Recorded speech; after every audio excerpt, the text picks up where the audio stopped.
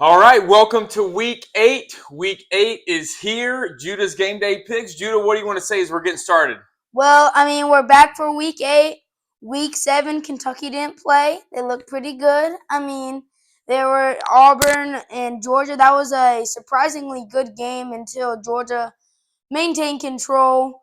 Lots of things going on with Penn State. So Woo! first of all, they lose to Oregon. They're like, okay, it's a tough game to win. Then they used to UCLA. Everyone's like, whoa, what's going on? And then they got Northwestern. They lose to Northwestern. And then they're like, okay, James Franklin, you're gone. He's gone. He's out, but I think he got a pretty good payday. So Yeah. I think that worked out pretty well for him. The Penn State, they are trying to get the Nebraska head coach. So Dane Key, you gotta make him stay. And Kentucky, hey, you can get James Franklin. Oh, a lot of interesting things going on in the college football world. I will say this. It was interesting that Penn State started the season like a potential college football playoff on the line. They thought they might make it in. They thought they might have a shot. And now they're on a big losing streak. They fired their coach. Not the season they thought they were going to have. Nope. But, Judah, big games this weekend. I say we get right to it. You ready? Yeah. Let's get right to it. We got Missouri. We got Auburn. Break this one down for us. Well, last week, like I said, unfortunate loss for Auburn. They at the end of the second half, when the ball got quote unquote punched out by the Georgia defense, that is awful. The SEC officiating crew in that game was so bad.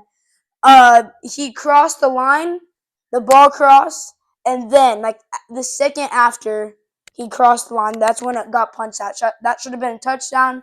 That changed the whole game. Georgia won 17-10. The score was like 10-3. It would have put them up 17-3, and then Georgia would have lost momentum.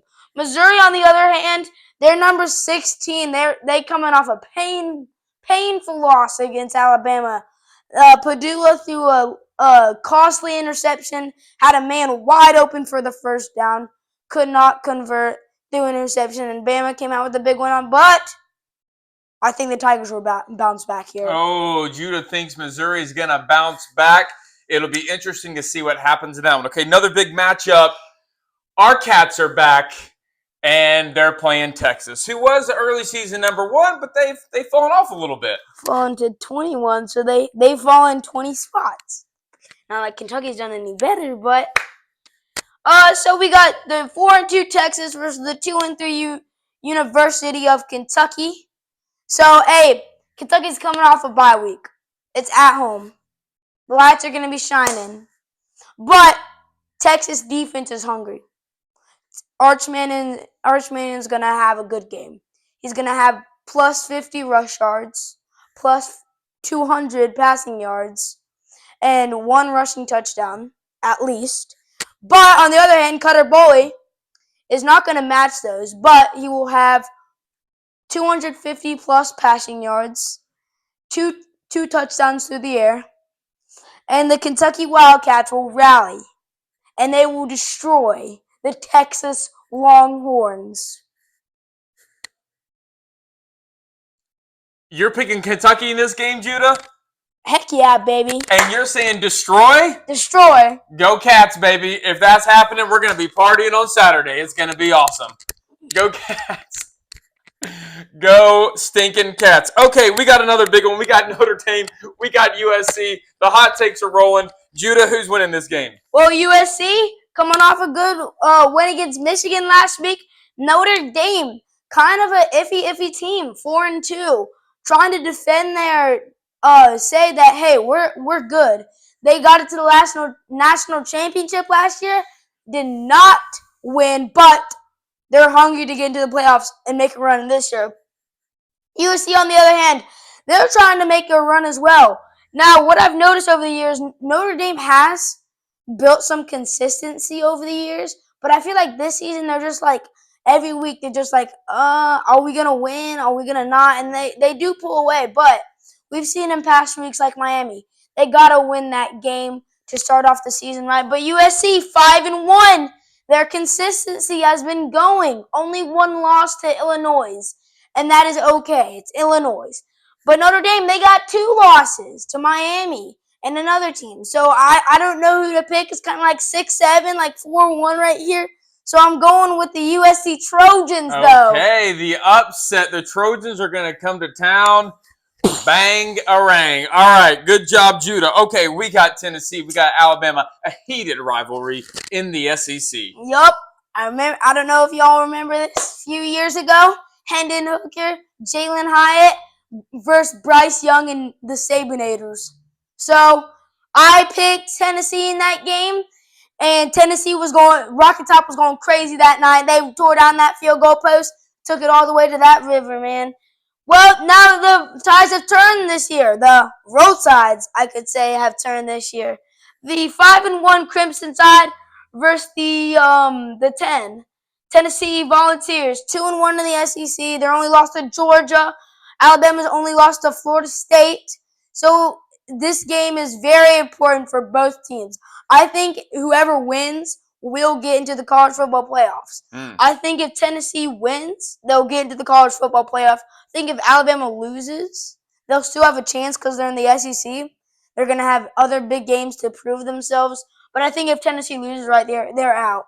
They already have one crucial loss to Georgia. They're going to be 5-2, and Alabama's going to move up to 6-1, and Tennessee's going to be on that chopping block. But this is the roadside versus the Tennessees. The Heupels versus the DeBoers. This is a crazy atmosphere every single year. These teams have been going at it for a long, long time. The legacy will continue on Saturday. And guess what? The retired Sabinators and now the current DeBoers will clap the Heupels. Okay, Judah's saying roll tide. He thinks Alabama is going to steady themselves. Woo!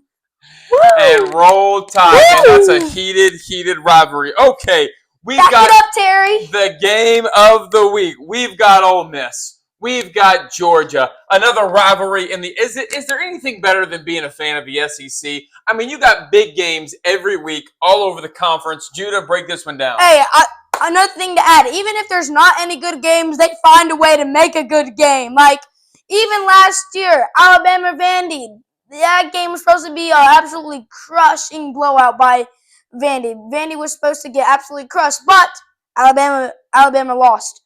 Anyways, we got Georgia. Sick 'em. So, and then we got the Sharks of Ole Miss. We got the Sharks. Their backup quarterback proving himself as one of the best quarterbacks in the SEC. When the starter quarterback went out, he stepped in. He said, "No, I'm not gonna feel no pressure. I'm not gonna get myself down. I'm getting right back up, and I'm gonna carry Ole Miss to an undefeated season right now."